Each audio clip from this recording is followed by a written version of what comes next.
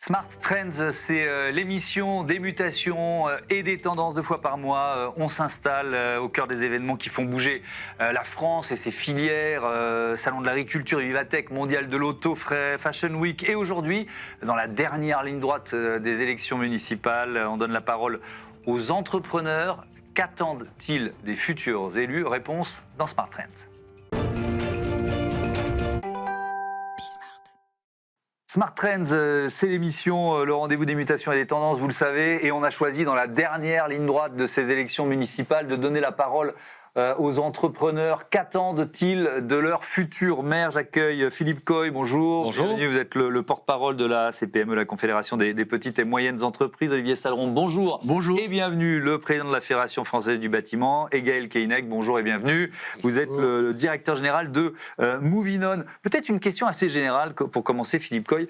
Pourquoi c'est important que les patrons de PME se fassent entendre, prennent la parole là, à ce moment-là, dans la dernière ligne droite des municipales? C'est primordial parce que nous sommes les acteurs du territoire. Nous sommes les créateurs de richesse, de l'emploi, du bien-vivre, la cohésion du territoire. Donc que les chefs d'entreprise soient des militants aujourd'hui des bonnes idées, me semble tout à fait logique. Et peut-être, si je dois faire une remarque, on ne s'est pas assez impliqué par le passé pour faire entendre notre voix, faire des propositions. C'est pas être dans l'opposition, c'est accompagner ceux qui, demain, vont présider des communes, des intercos, à prendre les bonnes décisions, à connaître l'écosystème de l'économie des territoires. Par peur d'être jugé partisan, etc. C'est peut-être pour ça qu'il y avait un peu d'hésitation. Je pense que le monde de l'entreprise, du commerce que je représente, a toujours eu un détachement à cette élection, à ces élections, ce qui n'est pas vrai dans le monde agricole. Il y a beaucoup plus d'agriculteurs engagés dans les territoires, dans les collectivités, parce que forcément,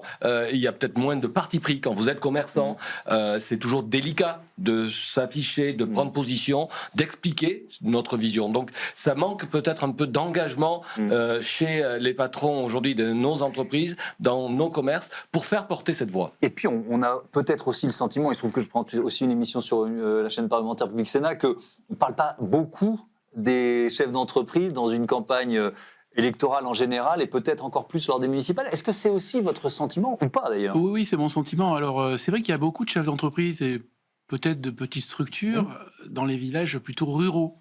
Parce qu'il y a quand même moins d'intérêt. Un chef d'entreprise, il faut le dire, il travaille pour le privé, mais il travaille aussi pour le public. Donc les appels d'offres, on ne peut pas être jugé parti. Et donc on a un frein au niveau de nous, entrepreneurs. Alors nous, entrepreneurs du bâtiment, du BTP, là oui, on est plongé, j'allais dire, autant que nos amis agriculteurs, mais dans la vie locale. Mais c'est vrai, vous avez raison. On a quand même ce petit, ce petit frein vraiment à s'engager en politique. Alors que c'est la politique noble, c'est la politique des collectivités, du territoire. Et alors nous, bien sûr, bâtiments et travaux publics, c'est l'aménagement du territoire. C'est l'implantation de nouveaux services pour nos adhérents, c'est la création de commerce, c'est la création d'entreprises, et puis c'est surtout la création de logements. Donc oui, de plus en plus, les chefs d'entreprise, d'ailleurs les Français nous le demandent, quand on entend les sondages, font confiance aux chefs d'entreprise pour « allez-y, prenez la même ». Mais je le dis, dans les villes moyennes à grosses, c'est compliqué parce qu'il y a cette question aussi des marchés publics. Et évidemment, il faut qu'on sauvegarde notre entreprise et l'emploi. Oui, effectivement. Gaël Keinec, je veux bien, en quelques mots, vous nous présentiez Movinon. Vous êtes déjà venu dans cette émission, mais quand même. Et puis peut-être aussi nous expliquer quel peut être votre rôle auprès des élus, auprès des maires. Donc Movinon, on est une association d'intérêt général, mais soutenue par des entreprises, mais plutôt des grandes, plutôt des entreprises du CAC 40. Et par contre, pour pousser un seul sujet, on les représente que sur un sujet qui est la mobilité durable. Donc nous, notre mission, c'est de faire en sorte que la mobilité abîme moins la planète et soit plus juste. Et donc les grandes entreprises qui sont derrière vous, on ne va pas toutes les citer, mais c'est des constructeurs auto. C'est des constructeurs auto, vous avez Michelin, là justement pour le programme sur les municipales, on a travaillé avec Accenture, on a travaillé avec Orange, Massif, voilà. Bon, donc c'est assez varié. Voilà, nous on couvre toute la chaîne de valeur. Je dirais que si j'ai bien compris, mes collègues sont plutôt monosecteurs, mais tout sujet, nous c'est l'inverse. On est un seul sujet, mais par contre on couvre toute la chaîne de valeur. Et donc avec quel rôle auprès des maires, auprès des élus? Alors, un peu comme vous, rôle de on conseil, a fait un peu notre mea culpa, on a réfléchi, on parle assez souvent à l'Europe ou à l'État, parce que les grands enjeux de mobilité, les grands programmes d'infrastructures, etc., se jouent là. Mais on s'est dit, en fait, il se joue quand même aussi beaucoup de choses dans les territoires. Il pourrait se jouer beaucoup de choses dans les territoires. Il devrait se jouer plus de choses dans les territoires. Et dans les mairies et dans les intercos, on peut faciliter la vie des gens, on peut faire avancer la mobilité durable. Et c'est trop urgent, trop important pour qu'on ne s'intéresse pas à cet échelon. Donc on s'est dit, là, on a une opportunité formidable. Donc, comme mes collègues, on a fait des propositions. Voilà. Vous êtes les uns et les autres venus avec les propositions que vous avez pu faire aux élus. Alors on ne peut pas tout, évidemment, évoquer, même dans une émission d'une demi-heure, mais on va commencer par la question de l'attractivité qui est certainement centrale. Et d'ailleurs, on trouve des points de convergence dans vos propositions. Comment rendre ces territoires, là dont on parle, plus attractifs, peut-être aussi plus fonctionnels, Philippe Coy?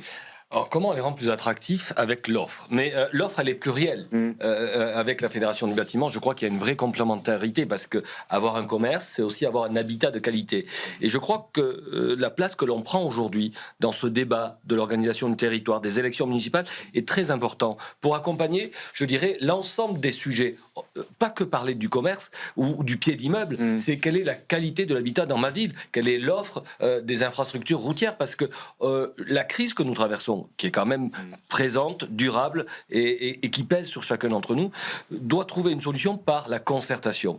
On ne peut plus travailler en silo, que les commerçants d'un côté, que les collectivités de l'autre, ou telle profession. On doit mettre sur la table l'ensemble des problématiques pour trouver collectivement, collégialement, je dirais même, les solutions pour le bien vivre ensemble, l'harmonie du territoire. Parce que si vous faites venir une entreprise, il faut aussi trouver de l'emploi, souvent dans un couple. Si vous faites de l'industrie, comment madame va travailler? Donc tout cela ne peut pas se travailler que dans son précaré. Je suis militant de dire, partageons nos idées, partageons nos problématiques pour créer des solutions communes. Ouais. Olivier Saleron, qu'est-ce que vous proposez en matière d'attractivité du territoire? J'imagine que vous le liez aux enjeux d'aménagement. Oui, bien sûr. Alors, l'attractivité du territoire, c'est vrai que tous les maires aujourd'hui, d'ailleurs, ils sont jugés sur leur bilan. Avez-vous gagné des habitants ou perdu? C'est toujours un drame quand on passe sous les 30 000, sous les 20 000 et sous les 10 000. Ça veut dire que, quelque part, les habitants, vous n'avez pas fait votre boulot, vous n'avez pas attiré des jeunes, des moins jeunes, des actifs ou non actifs, mais en tout cas, vous n'avez pas fait ce travail. Donc, c'est là qu'il faut, effectivement... Et c'est pour ça que la Fédération du bâtiment n'est pas sclérosée dans le bâtiment, BTP ou aménagement du territoire ou construction. Nous faisons partie dans l'exécutif de la CPME nationale et aussi du MEDEF au niveau national. Donc, et alors, qu'est-ce que vous proposez pour rendre ces territoires plus attractifs, en matière d'aménagement notamment? Donc, aménagement, bien sûr, service aujourd'hui, bien évidemment. Et puis, vous savez, tous nos concitoyens ne cherchent pas que du loisir. Ils cherchent d'abord à être bien accueillis dans leur entreprise, donc rénover les entreprises de plus en plus, donner des solutions justement, on va parler tout à l'heure de tout ce qui est transition environnementale, transition énergétique, mais être bien chez soi en confort, mais d'abord au travail, et ensuite bien sûr leur proposer ce qu'ils désirent par rapport à leur confort, par rapport à leurs moyens, des logements abordables ou un petit peu plus. Donc de la maison individuelle, soit existante et rénovée, ce qui est compliqué aujourd'hui quand on se déplace ou voilà, quand on quitte une grande ville, d'aller dans une plus petite ville, voilà, il y a toujours des espaces peut-être un peu moindres. Donc on peut aussi construire, il va falloir construire avec les règles du ZAN.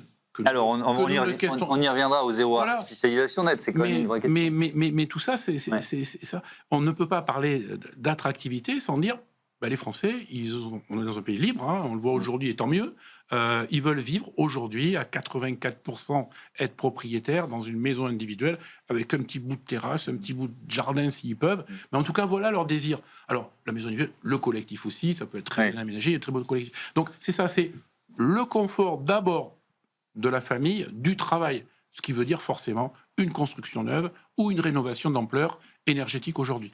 La mobilité, quand on parle d'attractivité, elle est là. Elle est là presque. Voilà. Elle est déjà là dans les points. Mais même spontanément, quand vous allez poser la question à des électeurs ou à des citoyens d'une ville, quelle que soit la taille, ils vont souvent vous parler mobilité. Absolument, et c'est pour relier les bâtiments et les commerces, c'est vraiment le système sanguin du système, et on peut être beaucoup plus heureux ou beaucoup moins heureux selon que la mobilité fonctionne ou pas. Donc c'est très important d'avoir une mobilité fluide.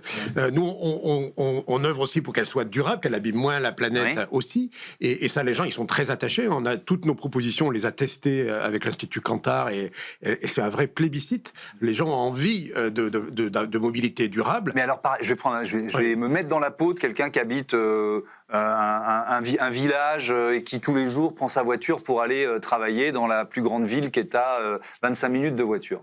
Il n'a pas de solution de transport en commun, il ne va pas prendre son vélo parce qu'il trouve que c'est trop loin. Qu'est-ce que des élus locaux peuvent proposer pour favoriser la mobilité durable? Alors, on en a plusieurs, mais on peut déjà qu'ils partent et qu'ils arrivent dans un lieu qui conjugue points de mobilité et services. C'est ce qu'on appelle les relais mobilité-services. Donc, ceux qui favorisent le commerce local. C'est-à-dire que ça, il faudrait que ce soit tout au même endroit. Il y a plein d'expérimentations comme ça. Ce qui est important, c'est que nos propositions ont été testées partout. Pas que en France, mais on a à chaque fois, pour chacune, 3 ou 4 exemples qui sont des succès. Ça marche. On sait que ça marche. Okay. Et donc, un des trucs qui marche, justement, c'est ça. C'est concentrer le bureau de tabac, la boulangerie, etc., au départ de la ligne. Ça, c'est un axe. Un autre axe, c'est tout ce qui est covoiturage, les axes de covoiturage, faciliter, comme ça peut être un petit revenu additionnel pour certains et une dépense en moins très importante pour d'autres.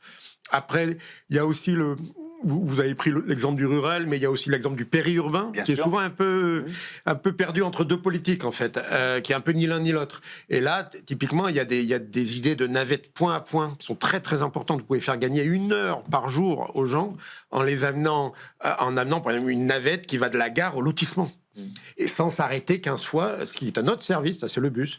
Voilà, donc on a ce type de propositions. Puis on a aussi des propositions pour les personnes à mobilité réduite, parce que c'est une quantité importante de gens qui ont des vrais soucis et donc qui ont besoin de se sentir dans une ville où ils peuvent circuler. Voilà, on a bien sûr aussi la mobilité des biens qui est très, très importante.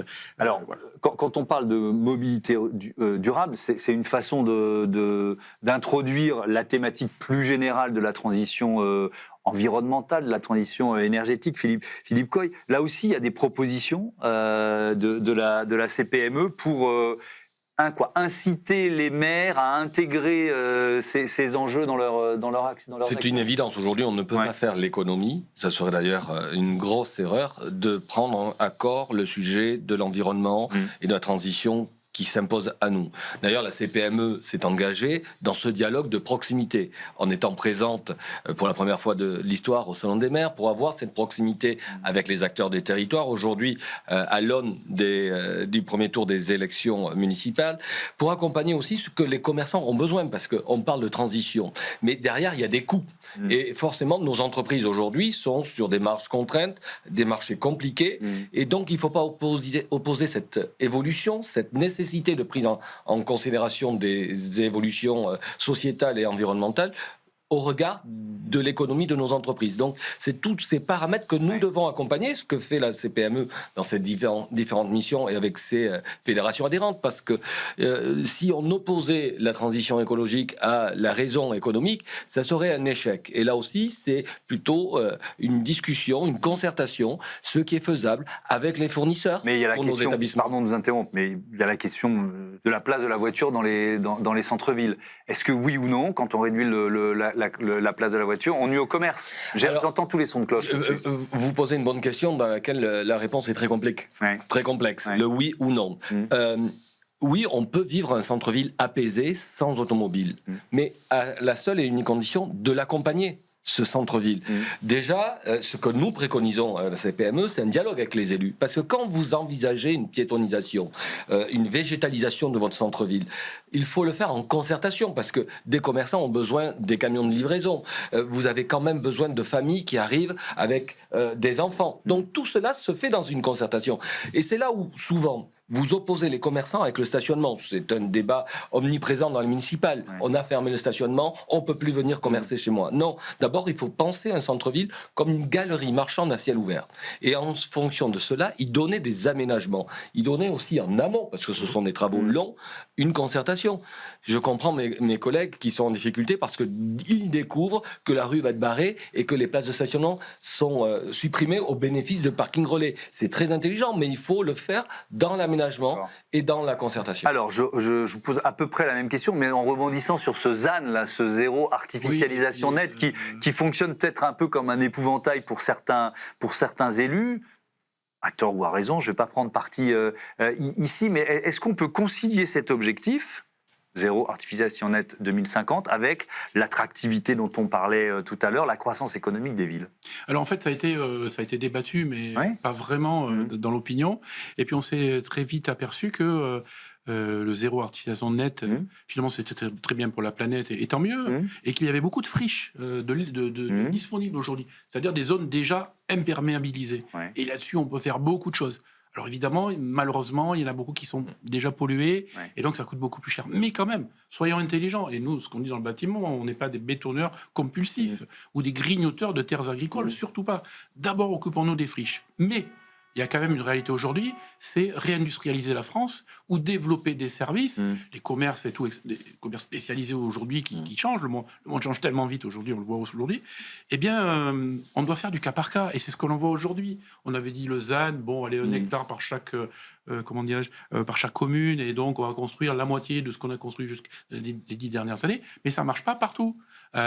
Pour certaines villes, certains territoires où il va y avoir de la réindustrialisation. On a parlé beaucoup des méga-factories, on a parlé beaucoup de toutes ces choses électriques, où toutes les... Ben oui, aujourd'hui, on voit que l'industrie de l'armement, de l'aéronautique est en croissance. Eh bien, il va falloir loger du personnel à côté, loger des ouvriers, comme dans le bâtiment, il va falloir loger des cadres, il va falloir loger des ingénieurs, et ceux-là n'ont pas forcément envie de vivre dans l'existant, donc il va falloir construire. Ouais. Donc, il va falloir adapter. C'est un peu ce que... On parlait des zones flash il y a 2-3 ans, le président Macron parlait des zones flash, c'est-à-dire oui, on fait un truc commun à toute la France, mais finalement, là, Dunkerque, ah oui, on avait oublié qu'il fallait des logements avec les méga-factories. On ne va pas faire déplacer 8000 personnes chaque jour. C'est un principe pour tout le monde, mais la capacité de l'adapter en fonction des projets, c'est ce que je comprends. Et ce que j'ai l'impression, c'est qu'aujourd'hui, on est beaucoup plus là-dessus, avec les nouveaux gouvernements, parce qu'ils mettent en exergue ce qui a très bien fonctionné, c'est vrai, la construction des Jeux Olympiques, moins de recours à la construction, sur le foncier, sur tout ça. Il y a eu tous les recours possibles, hein, évidemment. Mais en tout cas, ça a été réduit. Notre-Dame, exactement la même chose. Des passations de marché, le marché public, plus rapide, mais dans toutes les règles. En revanche, on a suivi vraiment, seconde par seconde, l'évolution du dossier. Ouais. Et on a vu que, normalement, Notre-Dame, on aurait dû le faire en 10 ans, on l'a fait en 5 ans. Donc tout ça, en fait, devient un peu, pas la norme, mais presque, pour tous les projets qu'il y a en France. Et j'allais dire, tant mieux. Ne soyons pas dogmatiques, enfermés dans un cadre. Et ça, puisque vous avez rebondi tout à l'heure sur la rénovation énergétique et sur l'environnemental, eh bien voilà, soyons intelligents. Mais aujourd'hui, il va falloir aussi faire des efforts pour loger les Français, pour qu'ils puissent travailler à proximité de leur industrie, sinon ça va finir par faire des gilets jaunes. Je vais passer, oui, ça, effectivement, on l'a connu, et on peut considérer que les braises ne sont pas totalement éteintes. Je vais passer d'un acronyme à l'autre, du ZAN au ZFE, les zones à faible émission, puisque ça concerne en plein, Gaël Keinec, les enjeux de mobilité. Là aussi, il y a le... Et alors, ce qui est intéressant, c'est que les deux sont devenus des enjeux politiques, notamment dans ces élections municipales, servant aux uns de totem à défendre, aux autres et d'ailleurs c'est caricatural parfois des deux côtés, d'épouvantail à détruire. Ces ZFE, elles ont été quoi? Vidées un peu de leur substance finalement, ces zones à faible émission dans les centres-villes? Les grandes villes? Dans les grandes villes, oui. Un petit peu, oui. Elles sont, en tout cas, elles sont très, très flexibilisées au point qu'effectivement, elles deviennent moins les contraintes qui avaient été imaginées. Mais on parlait de concertation tout à l'heure. Je pense que dans les deux cas... C'est parce que ça n'a pas été pensé suffisamment en concertation? Je pense quand même qu'il y a eu des concertations, parce que la concertation même est encadrée par la loi en France. Mais Mais ici, on porte un discours d'entreprise et qui est par essence pragmatique, mais qui peut être exigeant. Nous, on prône l'exigence lucide. C'est un pléonasme d'ailleurs. Et donc, ce qui a sans doute manqué, c'est ce côté lucide. Et là où souvent l'erreur commence, c'est quand les gouvernements ou l'administration va aller être prédictif sur les moyens et non pas sur le cap. Donc on doit être extrêmement ferme sur le cap. Et je pense que le cap de l'artificialisation, le cap de maintenir la biodiversité, il est extrêmement important pour nous tous, pour nos enfants, pour notre économie, pour notre résilience. À chaque inondation, on parle de l'artificialisation. Hein. Le lien, il est quand même réel. Et sincèrement, moi je ne rencontre plus une entreprise qui n'ait pas réellement cet objectif chevillé au corps. Il y a peut-être 20 ans, parce que nous on a 20 ans, on pouvait avoir des débats. Là, il n'y a plus de débat. Le débat, il n'est pas sur le si, il est sur le comment. Mais par contre, le rôle de l'administration n'est pas d'être prédictif sur le comment, parce qu'elle ne peut pas. Parce que c'est beaucoup trop complexe, c'est beaucoup trop local. Donc, c'est quand elle s'éloigne de son rôle prescripteur sur le cadre et qu'elle dérive sur les moyens qu'elle peut tomber dans des choses trop dogmatiques. Ouais. Est-ce que les crises, c'est des accélérateurs de changement? Là, on est en pleine crise, guerre au Moyen-Orient, avec les conséquences sur le marché de l'énergie que l'on connaît et la crainte, si ça dure, que ça devienne un nouveau choc pétrolier. On n'y est pas encore, espérons qu'on n'y arrivera pas. Mais le dire, toutes les crises sont des accélérateurs de prise de conscience. Oui. Après, sont-elles des solutions en soi? Je le pense, si tant est que les filières aient l'audace de se transformer, de s'adapter et de considérer le moment de la crise, du choc, comme un signal fort qui doit être accompagné pour une évolution. Si on le reçoit comme une sanction, forcément on se replie, on se renferme. Si on regarde les conséquences de la guerre en Ukraine et de cette flambée des prix de l'énergie, il y a eu une prise de conscience, même au sein des PME, sur le sourcing de leur énergie. Il ne vous a pas échappé qu'il y a eu une filière dans le métier du commerce et de proximité, les boulangers, qui ont payé un lourd tribut parce qu'il y avait un mauvais accompagnement ou de mauvais conseils sur l'accès à l'énergie, et avec des contrats dérégulés qui se sont trouvés dans des explosions significatives de tarifs qui a conduit malheureusement à la fermeture de nombreuses boulangeries de proximité. Donc il y a là aussi, dans tous les sujets, vous avez évoqué tout à l'heure la concertation, c'est par la loi. Oui, je dis oui à la concertation, mais je dis encore plus oui, et j'applaudis des deux mains, quand il y a de l'écoute. Parce que faire des réunions, et je pense qu'ici on est habitué à siéger dans des réunions pour dire il y a eu un dialogue et je décide ce que j'ai envie qu'il soit décidé, ça ne peut pas fonctionner. Et c'est là où ça... Vous l'avez vécu souvent, ça. Il y a des... Je pense... Même à l'échelon local? À l'échelon local, bien évidemment. C'est pour ça que à la CPME, nous avons ce petit guide, c'est adopter le réflexe PME. C'est pour mieux nous comprendre, non pas pour faire de la politique, on laisse ça aux politiciens. On est là pour expliquer la vie économique, les attentes sur la fiscalité, sur les règlements, sur l'évolution environnementale, pour qu'elle soit appropriée, adoptée et non combattue. On va reparler fiscalité tout de suite, mais un mot de l'échelon. Je veux bien vous entendre là-dessus quand même, Olivier Salomon, parce que il y a 35 500 communes en France. Il y en a, je crois, un peu plus de 10 000 en Allemagne. Si on regarde le ratio à la population, bon, je vais pas on va pas faire les maths ensemble, mais est-ce qu'il y a trop de communes ensemble et en France, est-ce que finalement le bon échelon? Il y a beaucoup de décideurs. Et puis vous cherchez quel interlocuteur? L'intercommunalité, vous avez les uns les autres employés ce mot-là. Un peu comme beaucoup de grandes fédérations, mais à la Fédération des bâtiments, on est présent dans les 101 fédérations. N'oublions pas l'outre-mer, très important l'outre-mer aussi pour ces municipales. Et donc on est au plus proche de toutes les communes, de tous les maires, et donc on est là d'une façon pragmatique pour leur donner des conseils. Moi, je le sais, je l'ai fait quand j'étais président départemental et dans mon département, etc. Je suis allé voir dans les villes. Et en fait, qu'est-ce qu'il en est sorti? Oui, toutes les crises que l'on a connues depuis le Covid, des règlements, etc. derrière, inflation, des matières premières, les énergies fossiles qu'il faut éradiquer. Hier encore, j'étais au ministère pour l'électrification des bâtiments en France, justement, pour sortir de tout ça. Ça, c'est du concret, c'est une accélération. Et puis le titre de l'émission, le titre de la chaîne Smart, la Smart City, ça y est, elle est en place. C'est-à-dire qu'il y a des communes moyennes, petites et plus grandes qui investissent dans les capteurs, qui investissent dans les logiciels, dans les algorithmes et maintenant dans l'intelligence artificielle et qui changent. Effectivement, c'est toujours bon pour la rénovation et pour les métiers du bâtiment. Beaucoup d'appareils de production de chauffage, de rafraîchissement, de traitement d'air aujourd'hui, mais je dis ça fait 15 ans que ça existe, mais accéléré depuis 2020, pour faire des économies d'énergie derrière. Eh bien, on se rend compte que quand on a investi dans cette technologie, il faut à peine 3-4 ans pour revenir sur des investissements qui furent énormes.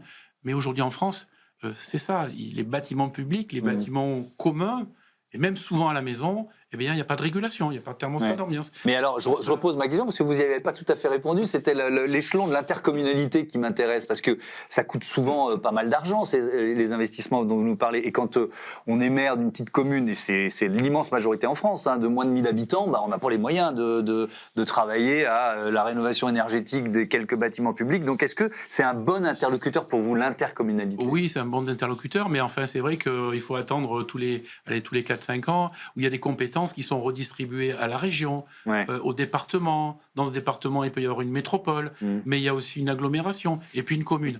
Bon, je ne me présente pas aux élections municipales, ni politiques, ni quoi que ce soit. Moi, je suis président d'une fédération.